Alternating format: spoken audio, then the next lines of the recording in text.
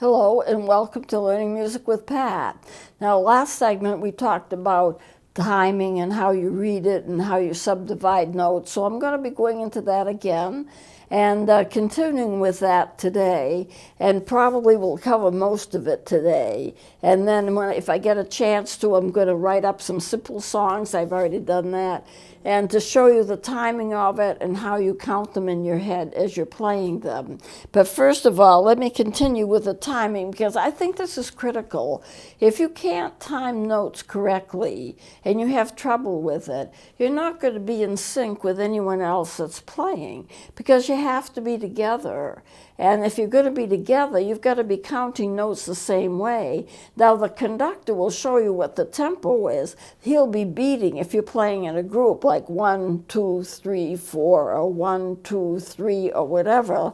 But you've got to think in terms of when you're playing your music, which is sitting in front of you, how do you time it so it matches what everybody else is doing? So I'm going to review this again, but I'm going to do it without using the donut, the pizza, the pie, the cookie, cracker, or whatever. This is the way it would appear. Here's your whole note, your two half notes. The two halves make a whole. Here's a half, and I did the halves kind of back to back here, equaling a whole. Two halves equal a whole, and the whole note is simply a clear circle. No coloring in it at all. Now, doing the quarters, you just take, or the halves, you split them in half. During the quarters, you just write another line, and you have 4 quarters. 4 quarters to a whole dollar, 4 quarters to a whole note. 2 halves equal 1 whole, and the fourth one is a quarter. So if I just colored this out, that would be a quarter. Now, in money, 2 quarters would equal 50 cents. And you can get 50-cent pieces. I guess you still can. I don't know. I haven't seen any in a while. But 4 quarters equal $1. 2 quarters would equal 50 cents.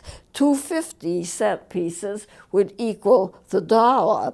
Now, the fourth note is just one body in the stem. 2 quarters equal a half. 2 halves equal the whole. And so here again you have your subdivision and your subdivision. If you're playing a piece of music and it has a half note in it and 2 quarters, you would count it 1, 2 for 1 note and 3, 4 for the other 2 quarter notes, but we'll be getting into that. Let's see. Eighth notes, you subdivide the quarters into eighths. And you get this section here would be an eighth, but there are 7 other sections and they're all the same as that one. The eighth notes have 1 flag. Eighth notes have, eighth notes would be equal to a whole note. 1, 2, 3, 4, 5, 6, 7, 8. You would count it 1 and 2 and 3 and 4 and. So here you have a whole fourth, but it's broken down into eighths. Any quarter that's broken down to an eighth, a quarter is broken down into 2 eighths. And so you can have that and make that a whole thing by just counting the eighths, 1 and 2 and 3 and 4 and. That's the same thing as a quarter note. It's just broken down. Okay, so the 16th notes have 2 flags on them. That's how you recognize them. They can be written in different ways. The 2 flags, this would be 2 16ths. 1/8, if it's split in half, is going to equal 2 16ths. You're just subdividing again. And they all have 2 flags. Many times if you have several notes and they're connected together and you're playing them together, they don't make separate notes like this. They put them all together and they draw 2 lines. Those lines are flag lines and they involve every single note that they're connected to. So that would be 16ths. They would all be 16ths. All of these are 16ths. These 2 are 16ths together. If it was eighth notes, it would just have 1 flag all connected together. But 2 is as 16th notes. Now, 16th notes can be split into 32nd notes, having 3 flags, as I've shown you before, and then the 32nd notes can be split up into 64th notes. However, we don't get into that in this class because that's going to be too complicated. You're not going to be able to understand it that well, and usually you don't find that in music anyway, unless you're playing some very difficult pieces, which we would not be doing in here. But it does happen in more difficult notes that you can see that. Now, what do we have here? This is a staff.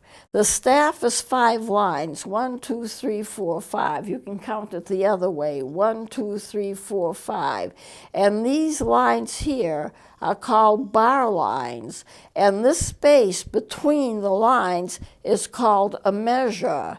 This is the treble clef, and this is the bass clef. The signs are different. The woodwind instruments that we play, sax, clarinet, oboe, bassoon, and flute, recorders, penny whistles, tin whistles, song flutes, tonettes, all the kinds of instruments that we play for woodwinds, they read off the treble clef. Recorders do as well, although the bass recorder can read bass notes as well. But the bass recorder is actually 3 or 4 feet long. I do have a folded bass, and once in a while I bring it in. The soprano recorders are all reading the treble clef, and this is what we do in here, basically, are the soprano recorders.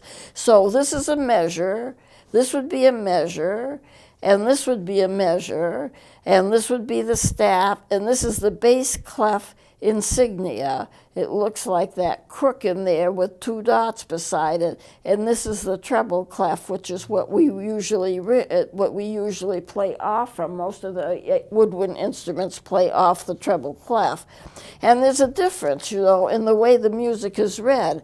For example, for us, treble clef, that's an A. It's on the second space up. And how do you know? Well, it spells face, F-A-C-E.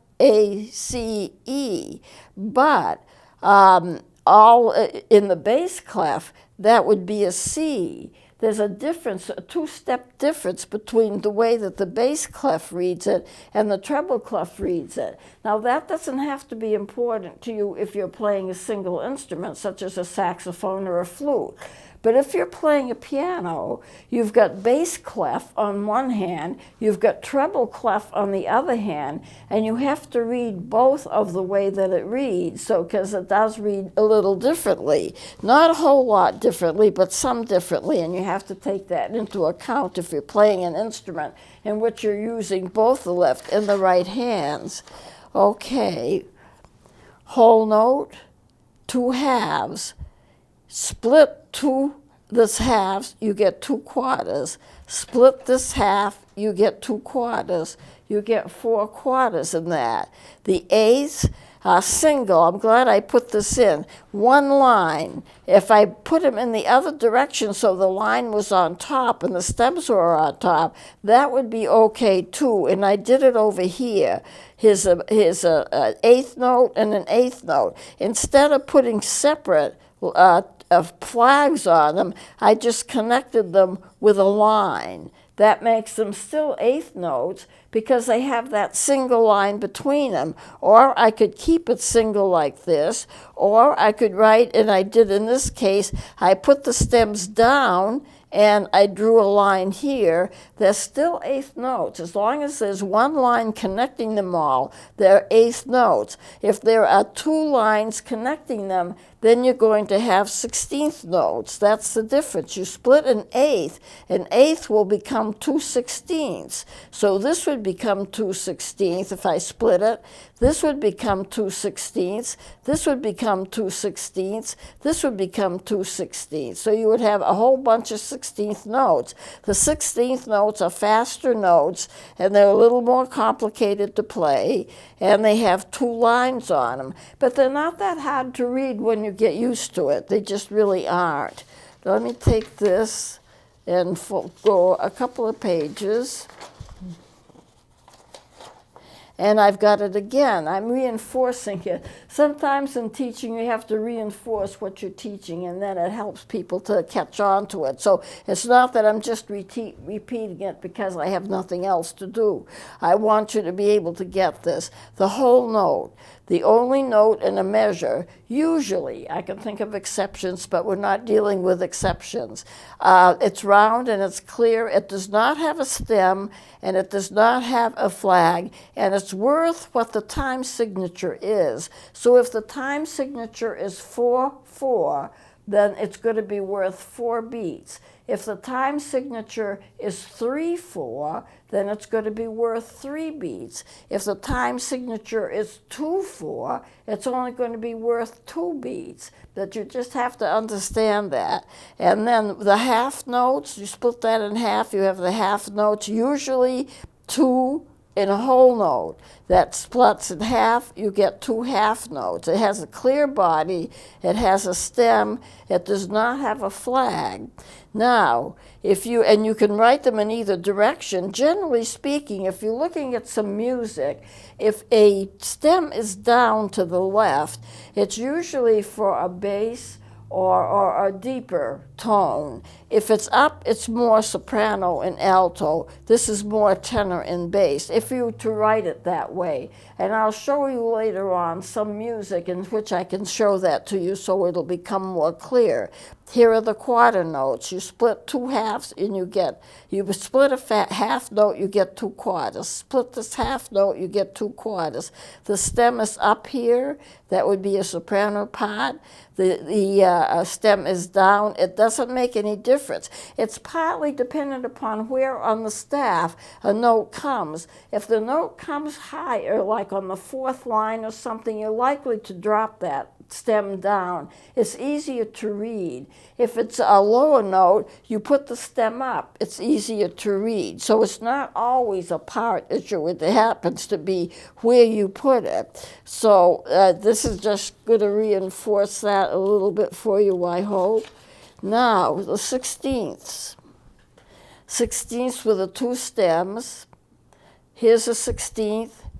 These are all, because of the 2 lines, the 2 flags. I said 2 stems, I didn't mean that, I meant 2 flags. Before you get the flag right here, this is considered to be a double flag, double flag, double flag. All of these are double flags. And the 4 16th notes equal 1 beat. Usually in a piece of music, this is 1 beat. It's 4 beats, 4 notes to that 1 beat. Now, 2/4. 2 is a quarter note. 4 is a 1 beat. You could actually break it up. This is 1 beat. Other notes, and I will put it down here, the 32nd note and the 64th note, which we're not getting into, but this is what they look like when you see them. And if you have complicated music, you will see them. So let me turn this on. It is just another way of picturing it. I think I got 2 pages here instead of 1. Okay. 6/8 time. That's waltz tempo, just like 3/4 time is waltz tempo. Here is the number of beats in the measure would be 6. The type of note getting 1 beat would be an 8th note. So when you see an 8th note, you would count it as 1 beat. 6 8 notes to a measure. Here's the 8th notes right here. 6 of them to a measure. You can write it in different ways. Usually it's conducted in 2. If you have waltz tempo, you're not usually conducting it like this, 1 2 3 1 2 3 1 2 3 1 2 3. Usually you're not conducting it like that. You usually, if you have a waltz, especially if it's a faster waltz, you do the downbeat. Downbeat.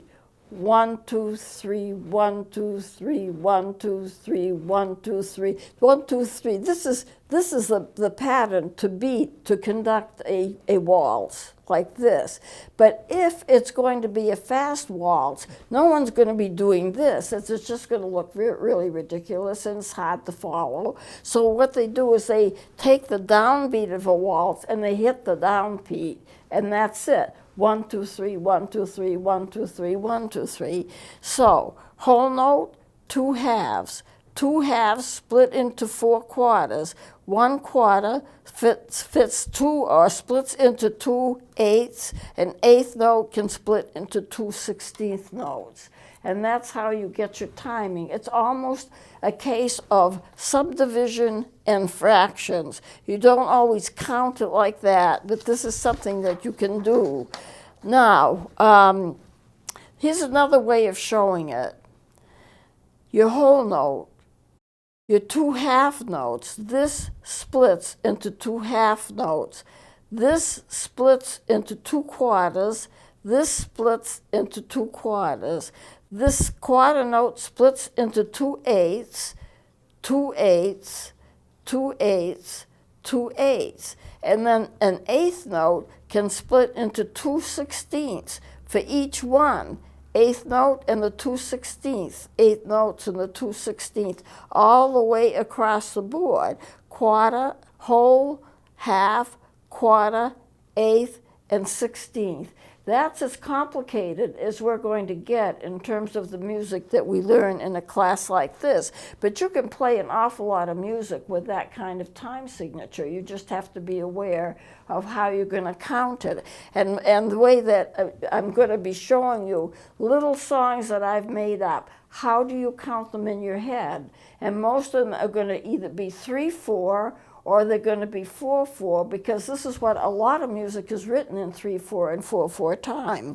So here's a whole, the half, the quarter, the eighths, and the 16ths. And I just have kind of drawn it out for you there. Now, time signatures. Here they are for the most part. 4/4, number of beats to a measure, the type of note getting 1 beat. That 4 stands for quarter, because when you take a circle and you split it 4 ways, you get 4 quarters. So that would be a quarter note would get 1 beat. 4 beats, a quarter note gets 1 beat. 1, 2, 3, 4. The time signature is going to be written like a fraction, 1 note on top, a line, 1 note on the bottom. And the top line is always going to be the number of beats in a measure, and the bottom number is always going to be the kind of note that's going to get 1 beat. So 4/4 is 4 beats, and the quarter note, because that is a 4, is going to get 1 beat. 1, 2, 3, 4. Now, 3/4 time is waltz tempo. But it's going to be 3 beats to a measure. And here again, that's a 4. The quarter note gets 1 beat. So it's 3 quarter notes to a measure, not 4 like up here, but 3 quarter notes to a measure. But they are quarter notes, 1, 2, 3, and all your measures are going to have, unless something changes, all your measures are going to have 3 beats in them, because that's what waltzes are, and it's going to be quarter notes that gets 1 beat. But what about 2/2? This is different. 2 beats to a measure. Most marches are 2 beats to a measure. And the half note is going to get 1 beat. That's kind of an exception to the rule. A half note would usually get 2 beats, and it would in any of these time signatures here. But the half note is on the bottom. 2 stands for half. So the half note is going to get 1 beat. Here's 1 beat. Here's a second beat. Marches sometimes go in what's called cut time. They're 4/4 time, but instead of writing 4/4, they'll make a C and a slash down in the C, and that stands for cut time. So it's really 2/2 instead of 4/4. 6/8. This can also be conducted as waltz tempo. 6 beats to the measure, but the 8th note, since it says 8 on here, the 8th note gets 1 beat. And so you would have a measure filled with 8th notes. I didn't write it in here, but there would be 8th notes for each measure. I'll have to do that. 6/8 times, 6 beats to a measure, and the 8th note gets 1 beat. So therefore, you would have the eighth note, which is here with a one flag on it, and that gets one beat. And you have measures that are filled up with eighth notes, and you count them as one beat because the time signature says that the eighth note gets one beat. And that's the way you do it. Okay, now, 4/4, 4 beats to the measure, 4 quarter notes, or the equivalent. 3/4 time, 3 beats to a measure, it's a quarter note, or the equivalent. Now, what does it mean by equivalent? Well, your quarter note gets a beat, but you could split that into eighth notes, get 2/8 for 1 quarter, 2/8 for another quarter. You know, you could do it that way. 2/4 time, 2 beats to the measure, but here again, it's 4. So therefore, the quarter note gets 1 beat, but it depends upon how you configure it. You can split it up into different type of notes. You could have 1 quarter be 2/16 and or 2/8. Now, cut time, I put the C right here. That means cut time, that becomes 2/2. And a lot of times they'll draw a line through it. I didn't put a line through it here, but sometimes they do. That means 2 beats per measure and 2 quarter notes, or the equivalent. 6/8 time is also waltz tempo, 6 beats to the measure. The eighth note gets 1 beat. So there are so many different ways that you can, write music in so many different ways. And I just need to be showing you that, as I will be doing as time goes on. I just want you to get the basics here. And, okay, here we go. 4/4, 4 beats to a measure, 4 quarter notes. 1, 2, 3, 4. 9/4. Now 9/4 means that there are 9 beats to the measure, but the quarter note, since it's a 4, still gets that beat. 1, 2, 3, 4, 5, 6, 7, 8. 2 eighth notes make a quarter, and then 9. And that's how you get your 9 beats there. I could put an unusual thing in, 20 beats to a measure. I've never seen it done, but technically it could be done. And here is a 4. Quarter note gets 1 beat. 1, 2, 3, 4, 5 and 6 and 7, 8, 9. And if I counted this all the way through, and I have to check it over and make sure I got it right, it has 20 beats in it. 3/4 time, 3 beats to a measure. The quarter note, since it's a 4, the quarter note's always going to get 1 beat. If there's a 4 there on the bottom, the quarter note is always going to get 1 beat. So that's something for you to remember. Quarter, half, whole, half, quarter, eighths, 16ths, and the different way of writing them. Now, this is an eighth note with 1 flag. This is an eighth note with 1 flag. The flag may go down on the bottom and the stem may be on the bottom. It doesn't matter. It's still going to be an eighth note if it has that 1 flag.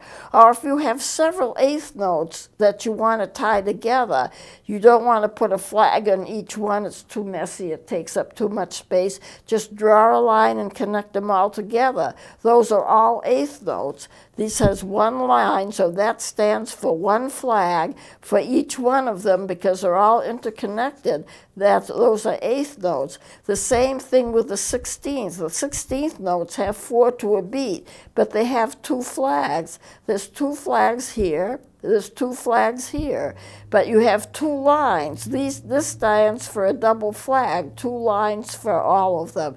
2 lines for all of them. They are all 16th notes. You can write them in different ways. Well, I'm going to hold it here because we've come to a point here where I'm losing time. But this you'll get to see now when we meet next time. I'm going to have some music written to show you how you can count the time. So, and when I say you can do an equivalent amount of beats, you can subdivide. It's like anything else. It's like a piece. So you can subdivide it into so many pieces and still get the whole and still get what you want out of it, except the pieces are smaller. So in music, it's somewhat the same way. And I'll be getting into that, and we'll be learning more about timing. So I'll continue with this next time. Please join me then.